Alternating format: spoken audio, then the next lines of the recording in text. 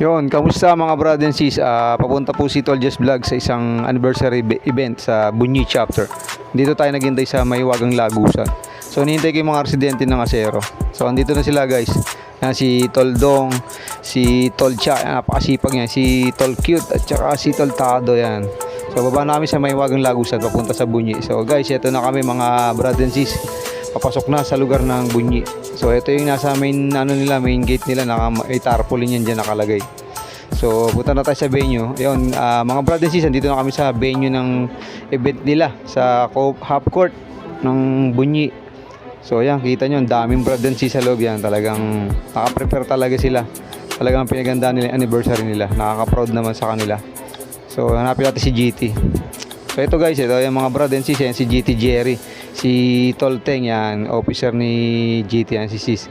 So pasok tayo sa loob. Mukhang may nakikita ko yan, mga kapatid. Ito na si Brad Bayo, si Bioches, pakipalo niya yan, Jonathan Lisondra, si Vice Chairman, si Christian, ang prokdo siya yung mga brad. So dito sa gilid nakapwesto yung mga elders ng Bunyi, yan.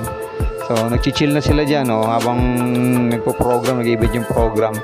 So yung sa inyo mga elders, napakasisipag talaga yan, napaka-supportive sa mga baguang kapatid brad dyan sa Bunyi. So ito yung mga sis natin sa gilid.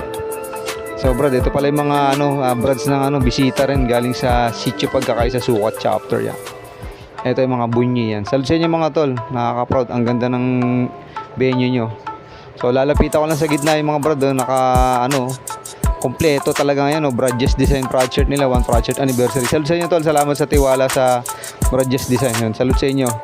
So nakaka-proud na suot nila si former GT Motley. Salud sa iyo GT.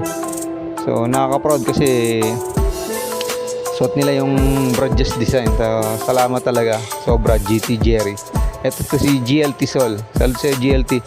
Ang daming handa sa lamesa. Ang sarap umesa mamaya doon. So ayan, hinikuta ko na yung buong area. Salamat sa pag-imbita. Salamat sa inyo Bunyi Chapter.